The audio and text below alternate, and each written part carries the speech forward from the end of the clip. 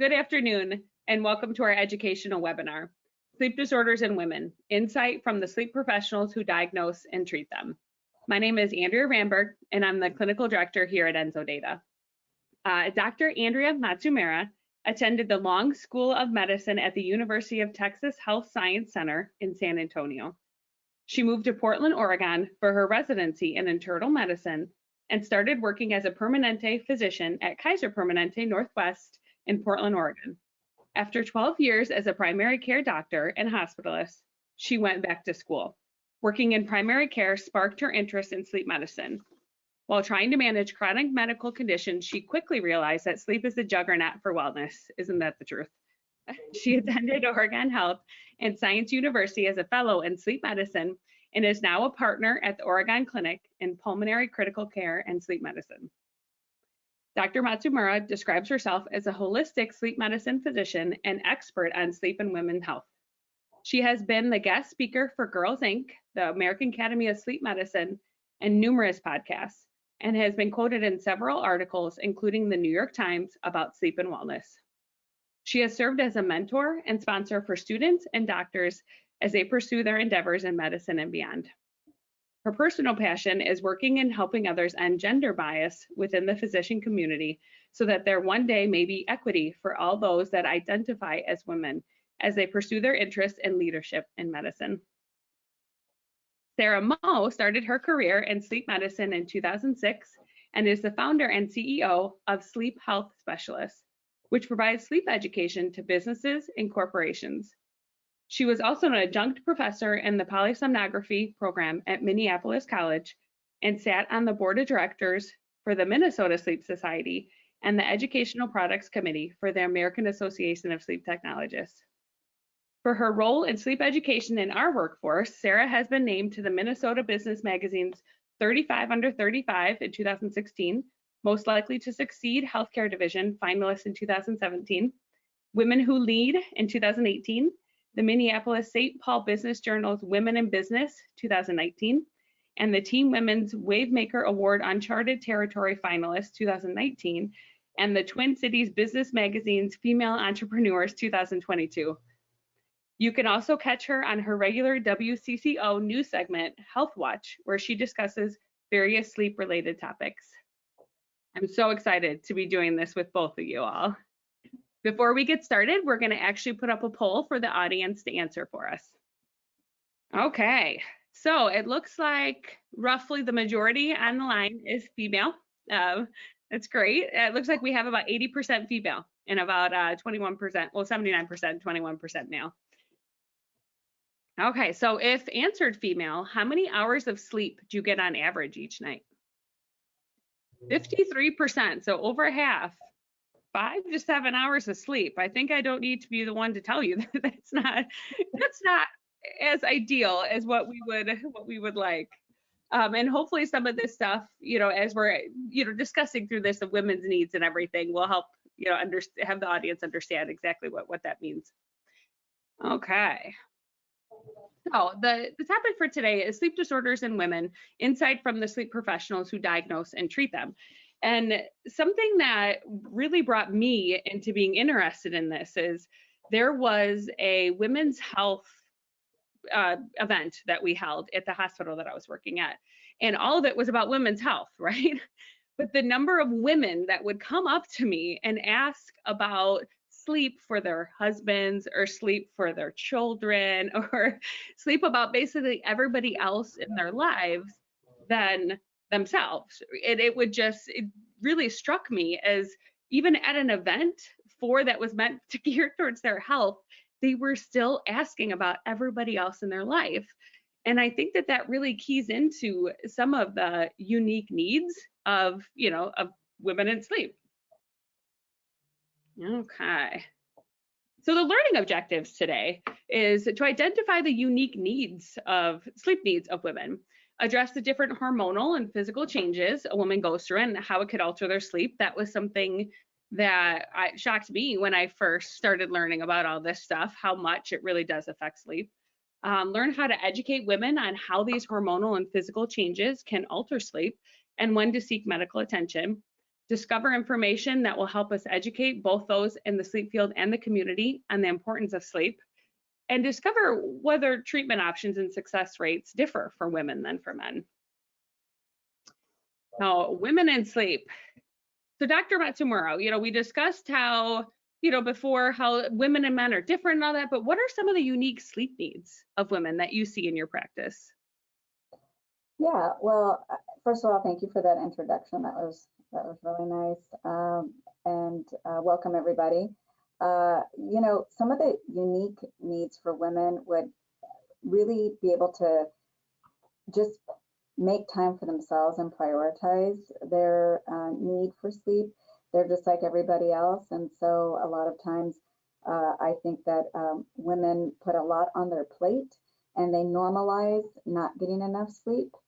So if they have insomnia or middle of the night awakenings or maybe stress that may be affecting their ability to get consistent sleep or consolidated sleep, it's normalized. So then women are struggling a lot.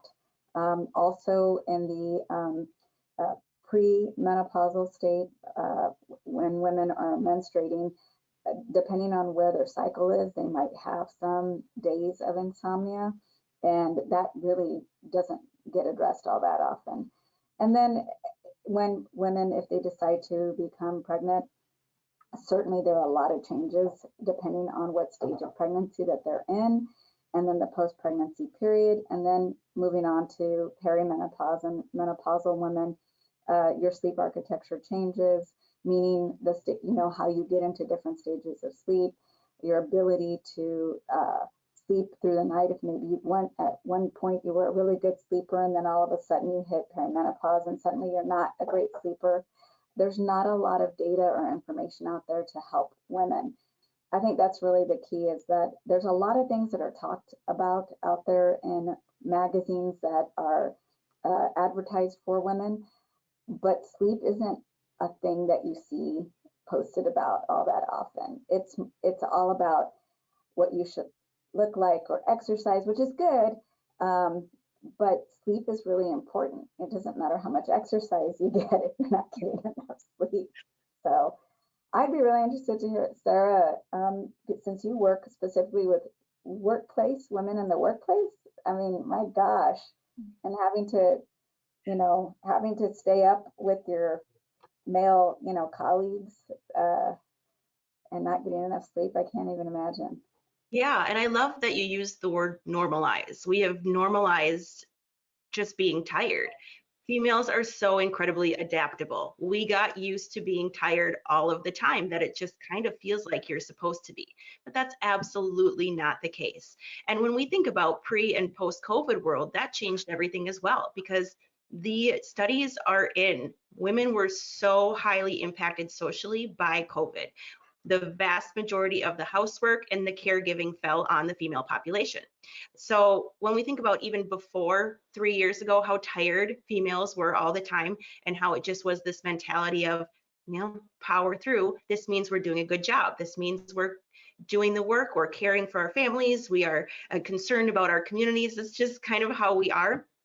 Plus, on top of that, just additionally, everything that was forced onto us through COVID, our sleep needs are now exponentially higher than they've ever been. We are fatigued, period, but now with extra work, it just really has been a tough few years that we've seen people really suffering. So it's really a perfect time to step back and say, you know what, it's not normal. It's not normal to be tired all of the time. And as you said, we are forced from a very young age to pay attention to our health in the realm of diet and exercise. This is what we've seen in magazines. This is what's forced on us through elementary school education. We are put into gym class where we play dodgeball. You learn about the food pyramid and what you put in your body, how it matters, but we're not taught about how our sleep keeps us healthy. And it's just absolutely time for that conversation.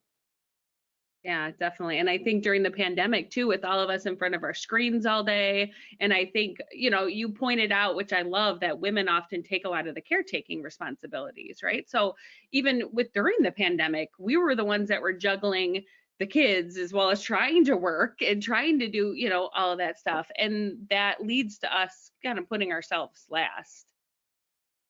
Yeah, and Absolutely. it's what women have always historically done. It's just it's taught from our grandmothers to our mothers to us that just we're the caregivers, and so there's no shame or there's nothing wrong with that. It just is important to have that conversation that, as you said before, our sleep tends to be the first thing to go when we have so much more on our plate. Yeah, and I would agree. One of the things that just came to mind was that there were a lot of articles coming out during the pandemic around the imbalance in what was required inside the home that women were taking on. And I mean, well, that was great. That was a beginning. That was a start to acknowledge that there is this imbalance in responsibility. I would see countless women coming in literally unraveling because they just couldn't take it.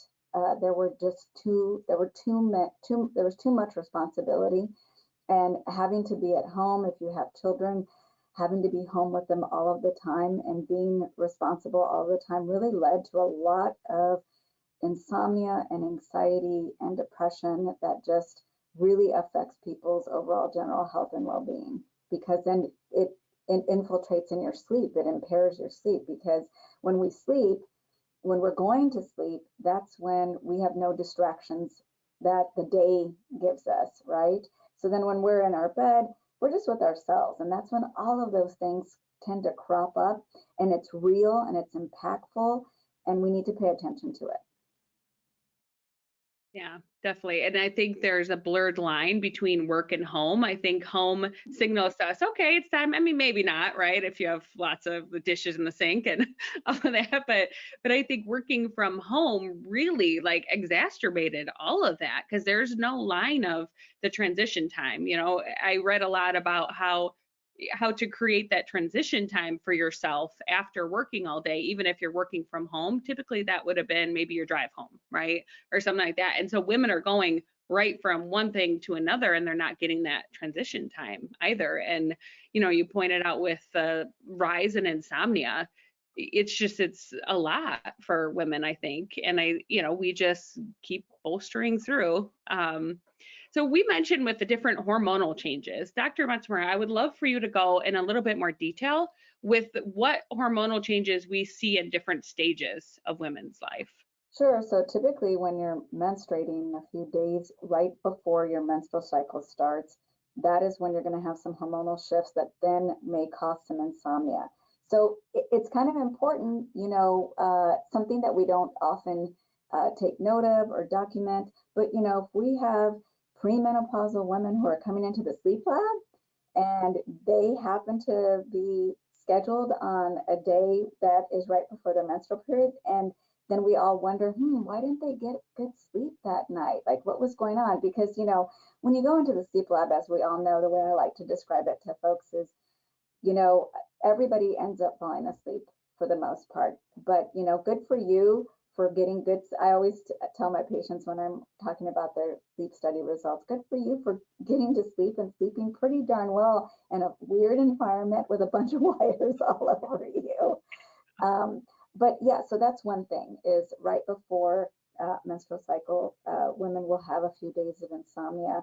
And then certainly in the perimenopausal state, as we have changes, the vasodilatory changes in women tend to occur at night because there is a circadian response to some of these hormones. And so then you may have a lot more hot flashes at night, or you might have changes in temperature, the dysregulation of your temperature that is occurring that can cause more insomnia or wakefulness.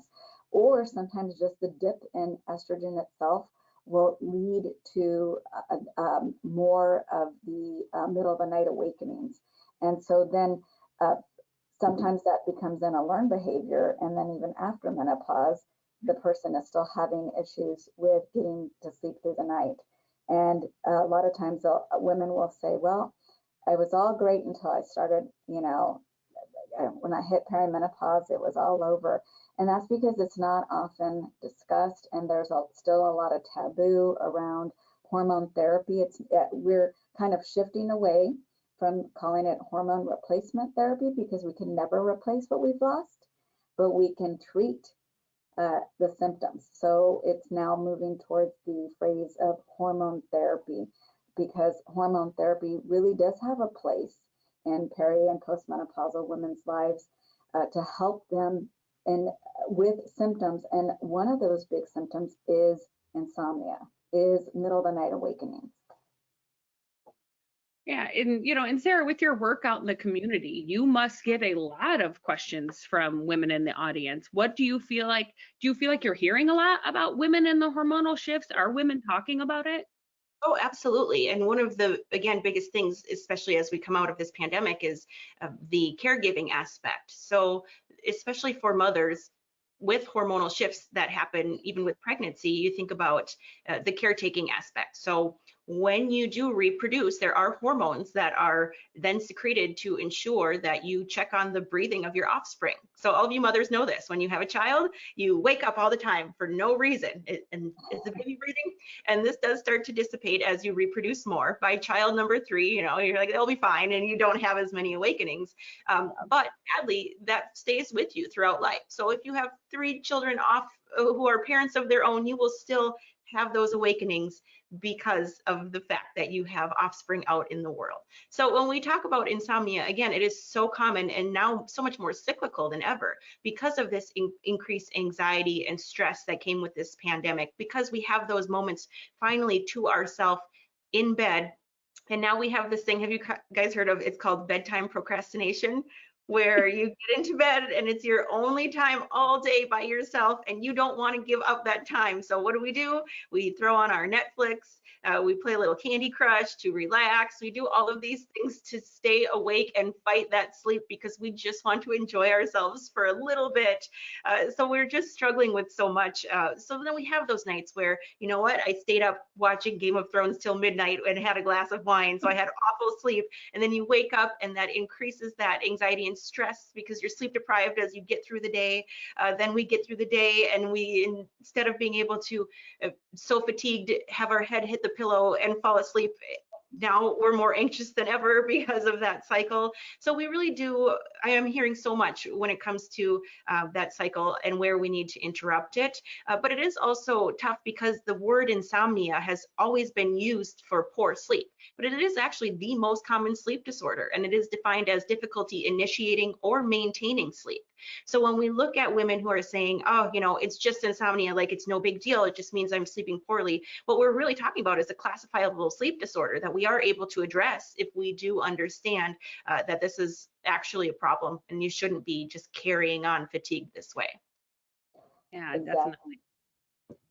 definitely. So women versus men, how they differ. Yeah, I think that a lot of what, with obstructive sleep apnea and a lot of what we see in, our education is geared towards men, right? A lot of the questionnaires and stuff like that are geared towards men. But it's curious, are sleep disorders more prevalent in women compared to men? Are certain ones more prevalent, Dr. Matsumura? Do you see a different type of sleep disorder in women than you do in men? Well, yes. So premenopausal women will have a less likelihood to have obstructive sleep apnea unless they have an elevated body mass index. We could talk for days about body mass index and how maybe we shouldn't be using that all the time. But if you have a body mass index of 40 or over, up to 80%, 80 to 85% of people without any symptoms may indeed have sleep apnea, and that's men or women. They haven't really done any studies to differentiate that. And in fact, as I'm sure we'll get to, women there are very few women in most of the sleep apnea studies that are out there right now. But so that's definitely one. And then women have a higher prevalence of what is called upper airway resistance syndrome. And, unfortunately, that's a form, I would call it a phenotype of sleep apnea that isn't really recognized by insurance companies because simply there's just not enough data out there. But what that translates to is that treatment for it in a symptomatic patient is often not covered. And so that's problematic because then that disproportionately affects women in society. So that's one big area. Then the other piece we've talked a fair amount about is insomnia. Women just generally will show up with insomnia more so than men.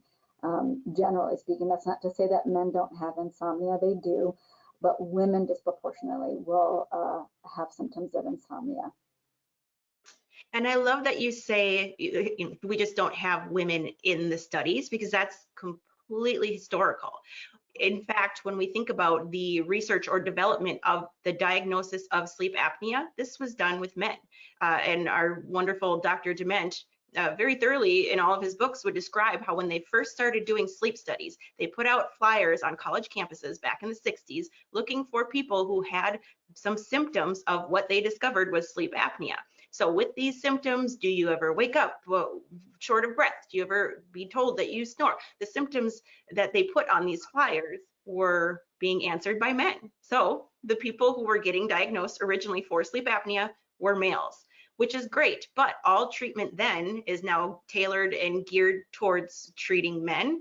And we have to step back from that mentality, because it's been so long now that we're discovering that females have different symptomology when it comes to sleep disorders. And it's the same with all medical fields. We're just a little bit behind because the research started with the male community. Same with heart attacks. In the 1960s, that's when coronary artery disease was at its peak, thanks to how infiltrating the information was about smoking being okay. Everybody smoked. You know, that's when they started putting sugar into all of the foods in the grocery stores. Our diet was awful. We saw this present and peak in the 60s. Then we had public service announcements saying, here are signs and symptoms of heart attacks, geared towards male heart attacks. So I'm sure every single one of you have heard, here's a sign and symptom of a heart attack.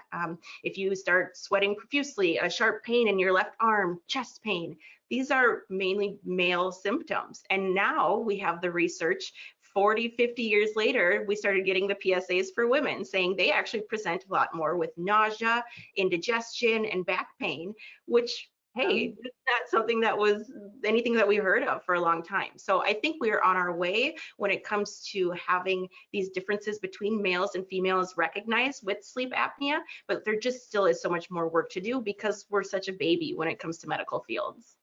Yeah, that's true. I mean, you know, so for sleep apnea, again, men, they stop breathing, and the typical symptoms are loud snoring, you know, witnessed apneas, waking up gasping. And for women, that's just not the case. You know, they might have some snoring, but they're definitely going to downplay it.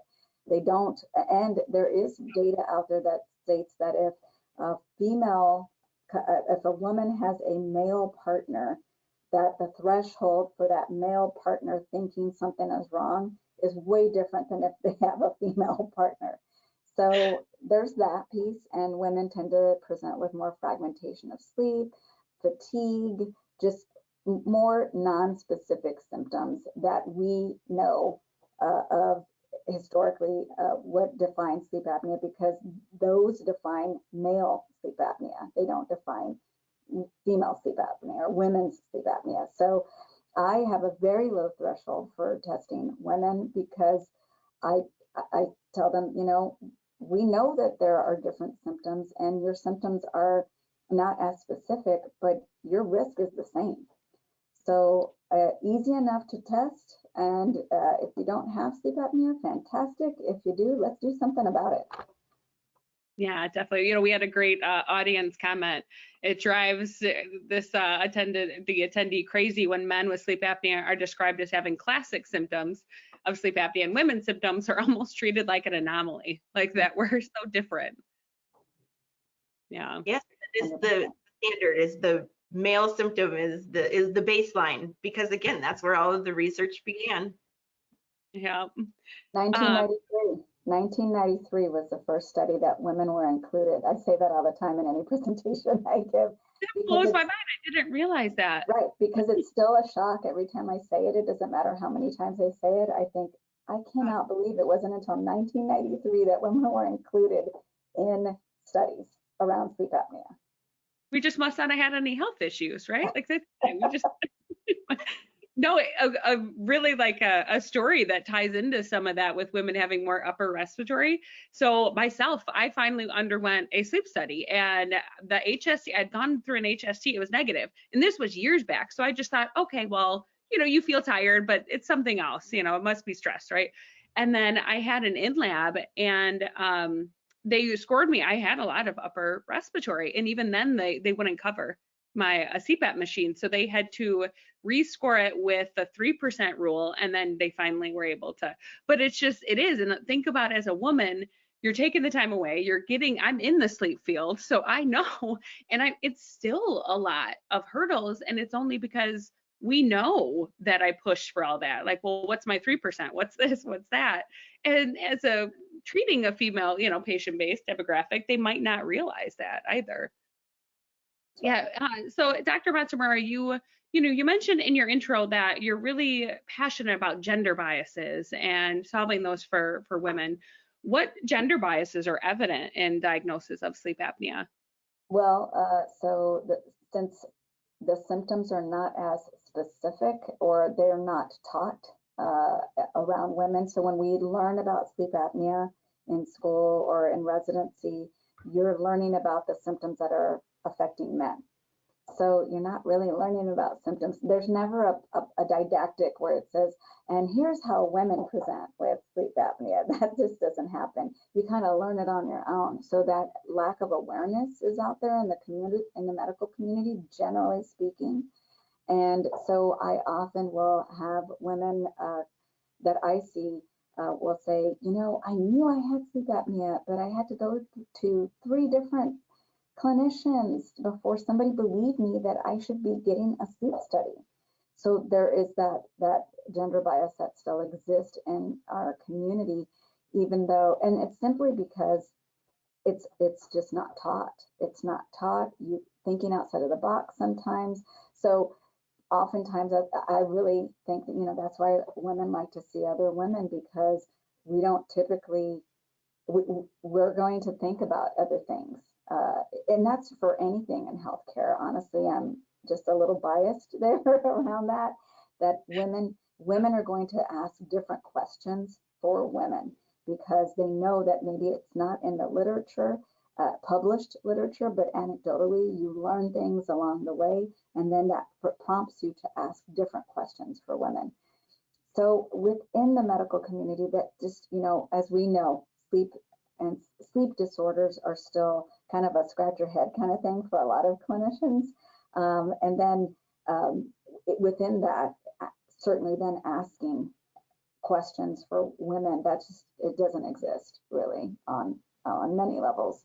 That specific questions surrounding sleep disorders in women, they're far and few in between. Yeah. So, we've talked about insomnia a little bit, but do women suffer more from insomnia than men? Sarah? Oh, yeah. Oh, absolutely. Yes. Yep. And a lot of, again, I love the point, doctor, that you brought up about when a female has a male partner, what is being observed is much more diminished, not necessarily due to lack of observational skills, just doesn't maybe seem like what's happening is a big deal. Whereas statistically, or even stereotypically, for a female partner that has a male partner, we're like, you're not breathing, and that's a problem, and we're gonna get something done about that.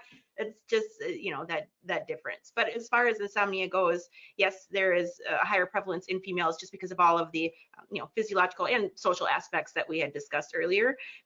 But also a big problem with that is, again, where we just have that higher threshold for what we think is acceptable levels of fatigue. I'm curious, do treatment and therapy options differ for women compared to men, Dr. Matsumura? Would you look at, if you have a female patient versus a male patient, recommending a different form of treatment?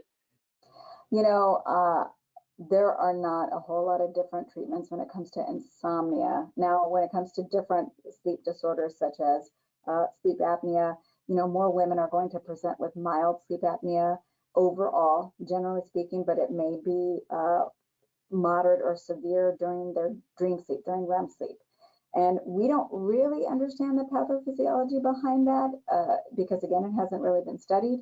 But that lends itself to maybe trying some other treatments, such as an oral appliance versus a CPAP machine, because, again, we'll be beating this drum that CPAP machines, CPAP masks, they're developed for men's face. They're for men. They're developed for men's faces. So CPAP masks, they might put a pink text on it and maybe say it's for her, or make it look all cute, put a butterfly on it, whatever. It's still made for a guy's face, and then somebody said, oh, well, let's make it smaller, maybe that'll work. So, you know, it's just hard. I tell that to a lot of women. I find that women, generally speaking, will have more trouble finding a mask that fits, an interface that fits their face, because the anatomy is smaller. And for the most part, the masks that are out there that are used frequently, they're just harder to fit on women. They are doing a better job of making them lighter, more malleable, smaller, generally speaking, but still not really specific for women. So I will often talk to women about using an oral appliance when they have mild sleep apnea. The other thing, there's a stigma around it, right? It's just not blinged out like glasses. Like, you have beautiful glasses on today, Sarah, right? And they're a fashion statement, right? Eyeglasses are a fashion statement. Well, yep. A CPAP mask is not a fashion statement. So we haven't made it cool to use it yet. Yeah. Sarah, does like the treatment success differ for women compared to men? Do you see women being more successful, less successful on treatment? Is there anything that you've noticed? Well, that's kind of it's a loaded question. There are so many factors. So I would like to say that treatment tends to be more effective for women, just because, and again, this is a very broad statement, but just what we see in lab, you know, think about your male patients versus your female patients, and that whole joke of, oh gosh, when my husband has a cold, the whole world shuts down and there's such babies. And, you know, you do hear a lot of that. So we kind of see that as far as compliance goes with treatment. You know, women, if you tell us we have to wear something, we're going to wear it. That's, you know, I showed up, I paid my money, my insurance got involved. I will do what I need to do to ensure that my health remains as high as it can, where of course men do that as well, but a lot of times they have to be coerced, or somebody else is involved in having a treatment plan be stuck to.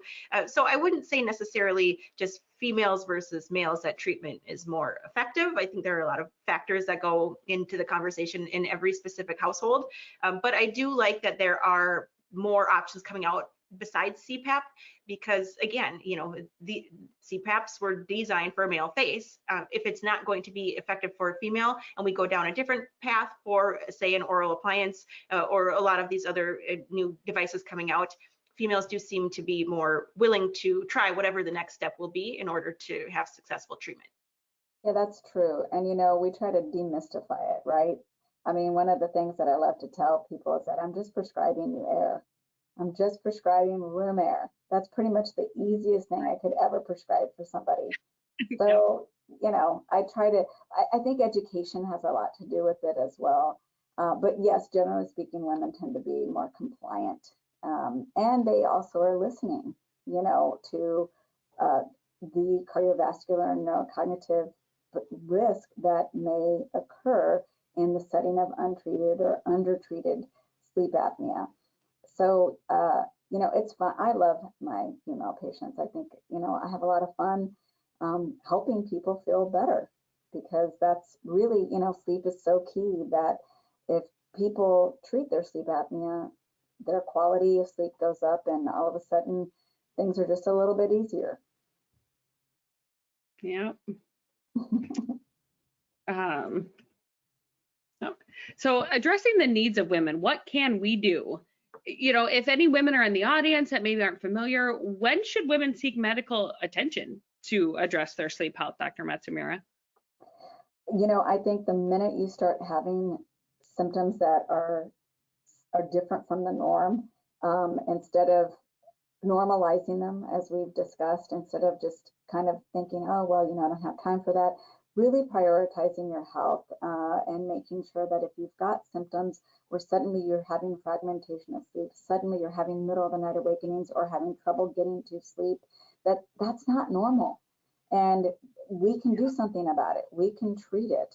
Something also that, you know, when women are so fixated, I think, because of the social media aspect that we've been fed even before all the social media came out, in magazines, television, all that kind of stuff, around your weight, what you should be eating.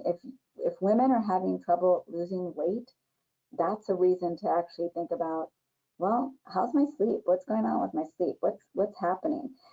There's not a lot of screening that takes place for women. I mean, as we briefly mentioned, screening tools are really geared for men and their symptoms. I mean, there's even, what is it, the Stop Bang questionnaire that asks what your gender is. Well, why am I ever going to use that questionnaire for a woman if one entire question rules you in or rules you out? Yeah. Like, we should stop using that. Yes, and I love that you bring up the social media aspect, because there is that quote that comparison is the thief of joy. So when we see all of these people out there doing it all, it makes you think, okay, well, there are enough hours in the day for me to do it all. And if there aren't, then I'm doing something wrong. So where do I start? Wake up early, make sure I decorate the house and put the elf on the shelf, and go to bed later and make sure I am getting my Pinterest pictures, and that's just so unnecessary. And I'm really hoping that we continue with that mind shift after this pandemic, that, you know, we don't have to wear the fancy clothes. We don't have to put the elf on the shelf. We have to care for ourselves, because this is the first time in all of our lifetimes that our health and wellness has been forced to the forefront of our minds every single day. These last three years, we've all had to say, am I going to remain healthy? Am I going to get sick? Are my loved ones? This uncertainty as far as our well-being just wasn't a thing before. So I'm really hoping that with this mindset shift, that we continue down this path as far as sleep education goes, because it's been talked about enough. You know, we've got the books out there, the Why We Sleep. We've got the football players saying, oh, I've got a CPAC. You know, people are finally talking about it enough to say, all right, well, let's really integrate this into the education of our society, because this is, as you said, doctor, a really great way to help people feel better. And that's why we all work in sleep medicine. Yeah, definitely. What are the risks of untreated sleep apnea for women? I mean, I know we talked about women versus men, but what are the risks for untreated sleep apnea, Dr. Matsumura, for women? Same. So, you know, the cardiovascular risk, neurocognitive issues, so heart attacks, strokes, memory loss, dementia. I mean, there are, you know, if you have untreated sleep apnea and you're not getting into the right stages of sleep, and your brain can't kind of, how I describe it to patients is, you know, you accumulate all these waste products in your brain, and if your brain cannot get into the right stages of sleep, then it can't clean all those waste products out, which then translates to having all of this neurocognitive decline, and it's reversible. So that's great. Like, even if you didn't treat your sleep apnea initially, and then you come back and say, okay, I can't do this anymore, you get better. So that's the nice thing, is that damage isn't typically permanent. So that's great. But yes, the same risk applies, you know, heart attacks, strokes, memory loss.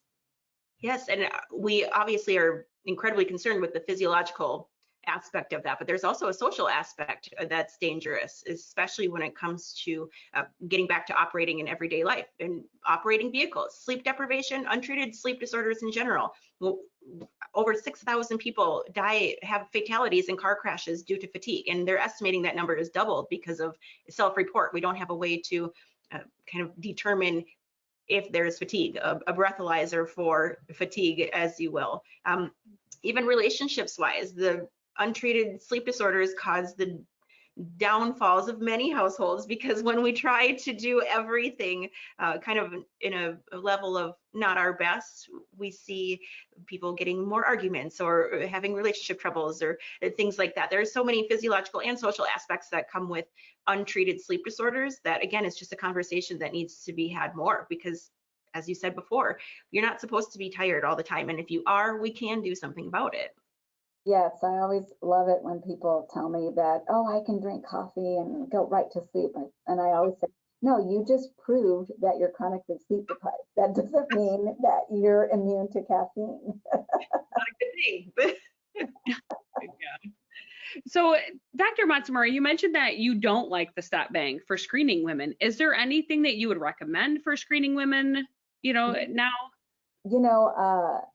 I mean, the Epworth Sleepiness Score is quite subjective, but when I use that more often. But there is one screening tool, and I haven't really done the research on it, but actually the person who invented it sent me an email about it, that it's a screening tool that's specific for women. And Okay. so and I'm thinking, wouldn't that be great if like the three of us here got together and developed a screening tool for women and start just testing it out just to see how accurate it is, because that's what we need, right? We need good, accurate screening tools that have a high pretest probability of being accurate, right? So, I mean, there's not really any screening that's specific to women. There's other screening tools that are out there, but none of them have really been designed specifically for women. So I don't really have anything great. I kind of go with my gut and clearly have them fill out an Epworth, but then ask more questions that are specific to women, such as fragmentation of sleep, feelings of fatigue, emotional lability, how you handling everything, and move forward with that. Wouldn't it be awesome if we could do the equivalent of a breathalyzer for fatigue? When are we going to get one of those? Because trusting our patients and their bed partners for their opinions or reports, now is the time for the technology, right?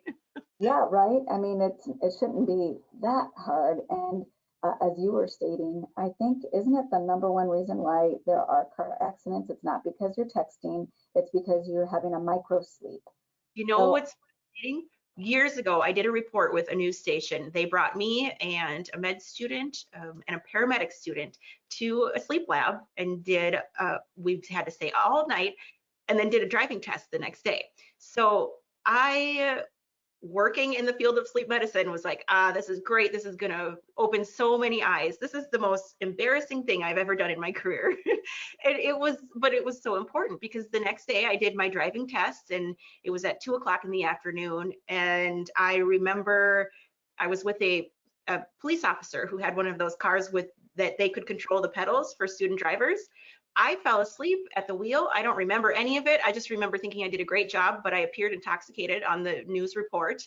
But it just really is fascinating when you think about just, yes, how adaptable we are. And that was when he told me 9 out of 10 traffic stops that I do, I think somebody that I think is a drunk driver, they are just sleepy. 9 out of 10. Wow.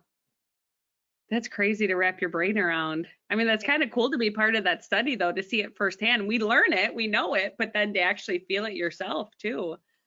Something that I always say, too, is like, it's not only just what methods we use to screen, but where we're screening and where all of it.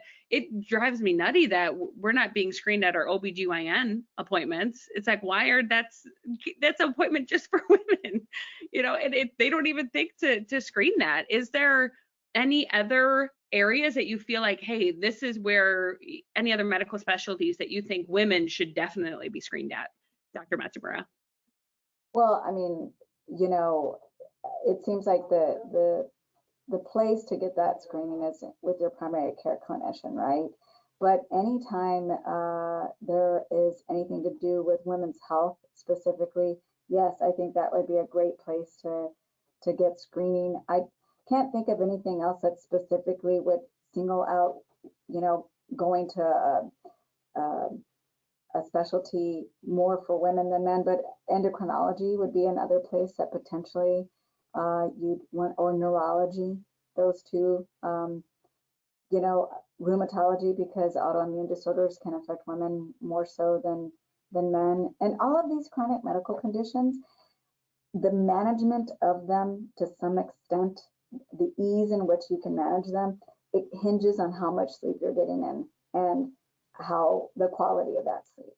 And so I try to help people by putting all that together. That's kind of one of the things I do in my consults when people come to me and they have 4 other subspecialists that they're seeing. I often will try to put it all together and say, all of these things that you're dealing with, this one seems the one that makes the least sense to you, but actually has the biggest impact, which is sleep. Because I'll hear patients say, well, I was supposed to come see you 8 months ago when all this other stuff went down in my health, but I put it off because, it's sleep. Yeah, no, yes, it is sleep. But this should have been the first place, because maybe we wouldn't have to have done all these other things. So we still have to get the word out there. It's just not commonplace, because to Sarah's point, people just, they wear it like a badge of honor not getting enough sleep. And we live in a chronically sleep deprived society. Everybody is on empty all of the time. Yeah, something that always shocked me with working within the hospital system too is the amount of education that was needed to other medical disciplines, not just the patients and not just the community, but to the other medical disciplines of, what the importance is. Sarah, have you found that in your career as well? Absolutely. So back in the day when I was going through school for sleep, we learned that at that time, the average amount of sleep education taught in med school was about 1.5 hours to 2 hours. And that sent people off into practices saying, oh, you're tired, let's look at your thyroid, let's look at your, anything but your sleep. So that is a really important place to start, saying the people who are supposed to care for our overall wellness know nothing about this third of our lives. That absolutely has to change. It should be a much bigger conversation, not only in med school, but in any medical field or practice where you're going to be working with patients and addressing as the doctor says, all of these chronic illnesses, because we are chronically sleep deprived and it's all connected.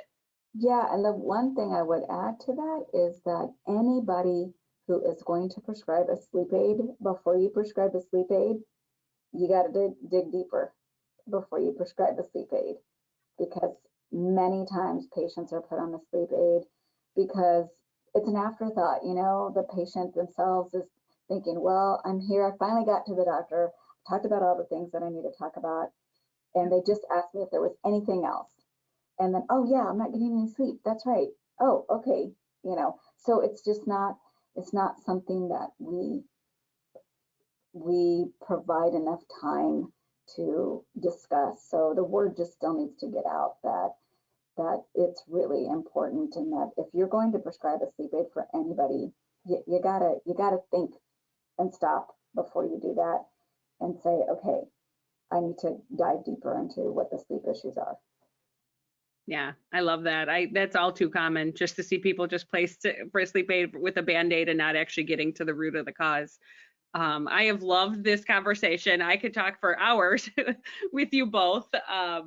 But as a quick, key takeaways from today, some women with OSA do have different symptomology, underreport snoring, or present with excessive daytime sleepiness, and it's not often captured on the questionnaires.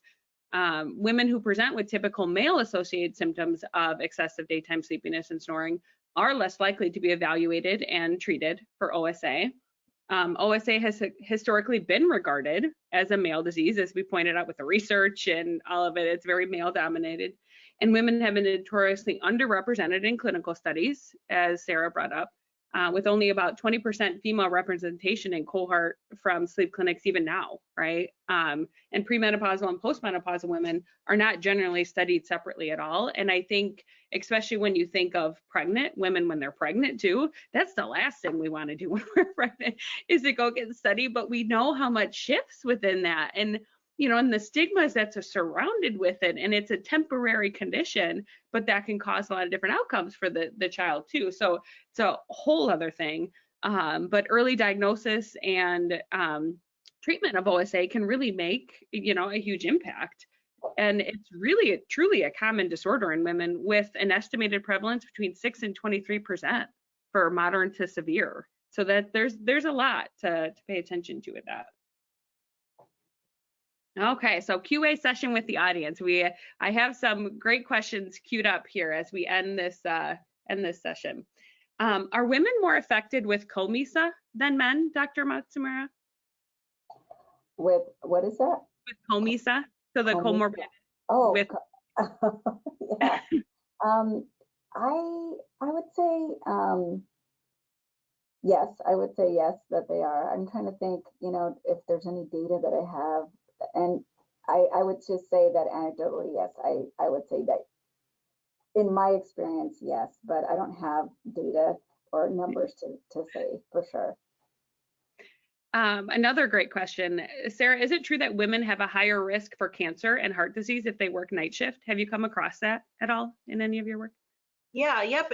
And the sad thing is that, again, because it's such a young field, because all of this data, this research is so new, this is not something that is widely known. So I'm so glad that you brought it up. And that cancer risk comes from with the reduction of sleep time, eliminating cancer fighting cells. So I believe the information currently is 5.5 hours of consolidated sleep. Less than that reduces those cancer fighting cells by something like 70%. So when we're looking at consolidated sleep and shift work, it's really hard when you work nights, then you go home in the morning, and it's against our circadian rhythms to attempt to sleep during the day. So getting that high quality consolidated sleep of, that ideally 8 hours is nearly impossible for most shift workers. And that's why we see that incidence of cancer rising in shift workers. So what I always say when people say, well, what can I do? It's my schedule, it's my shift, is since you're probably not going to be able to get the quantity of sleep that you need, that 8 hours, then we really have to focus on the quality. So ensure that your family units, everybody within the household knows that that is your time for sleeping. If you're only able to get 6 hours, get the blackout shades, get the earplugs, get the eye mat, get everything that is going to ensure that you're going to get the highest quality sleep possible. Yeah, that's true.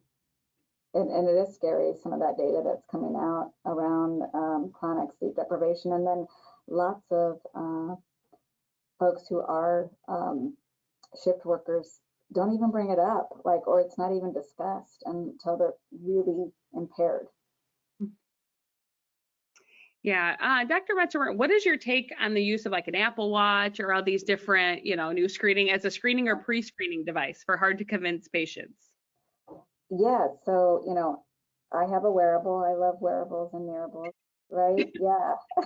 And I mean, I think they help address trends. They're not quite there yet as a screening tool. And I don't know if we'll ever put diagnostic tools out there in the hands of folks, because what I really think, and I'm probably biased, maybe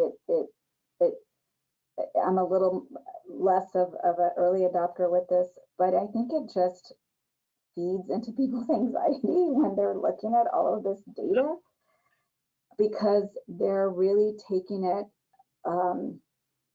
very concretely. They're interpreting the data very concretely. And so I always caution people that, I stopped looking at the data from this Garmin watch, and, I love Garmin for a lot of the things that it does for me.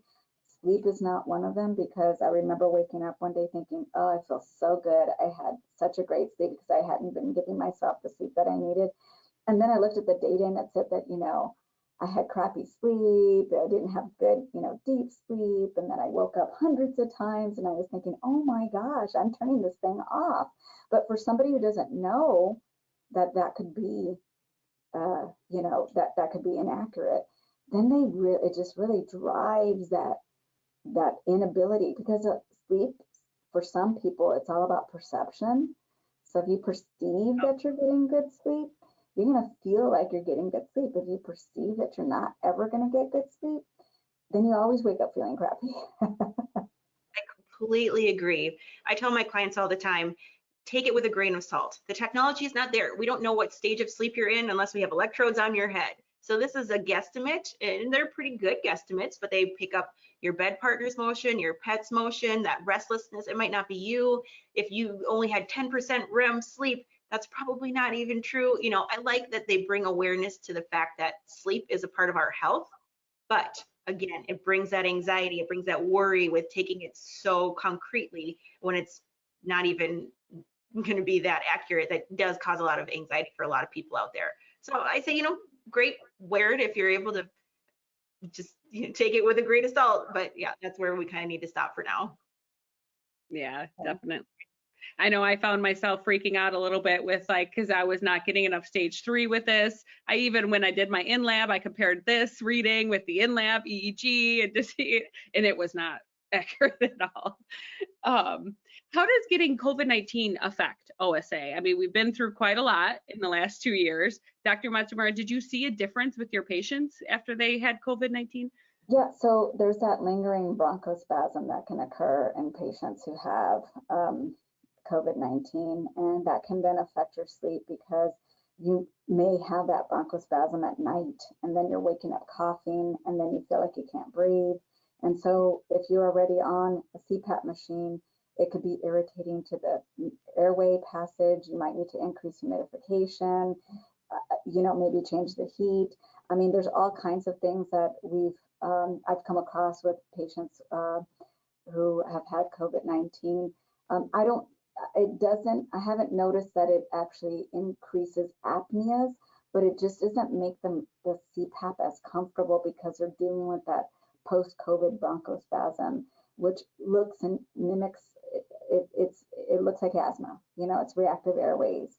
And so that's uncomfortable for patients. Yeah. Sarah, have you seen any difference, with the public and any of that out with any differences in how they're presenting after COVID? Yeah, so the majority of my people are telling me that it's more access to sleep, yet lower quality. So, our commute has been eliminated, or I work from home, so I'm able to take a nap. There's more chances to sleep than there ever has been before, but the ability to initiate and maintain it has been reduced. So it's this interesting dichotomy of when we'll get back to normal. We do really need to create that mentality of the new normal is caring for your sleep. No, that's great. Well, we're hitting at the top of the hour. Again, I greatly appreciate, both of you coming on here. I joked around with both of them that I've had girl crushes on them forever. I've watched their careers and I think they're wonderful. I love it when women empower other women and a rising tide lifts all boats. So I love it. To those of you that asked questions that we did not get to, we will follow up with answers, with our lovely panelists. And then just as a reminder, don't forget to complete the survey that will pop up on your screen when I close the webinar. We need the completed survey in order to provide you with the CSTE credit. We will send out an email with your CSTE certificate within the next couple of days. And finally, if you want to learn more about EnsoSleep, our FDA-cleared sleep study management and scoring solution, please take time to explore our website, ensodata.com, or send us an email at team@ensodata.com. Thank you once again for joining us today.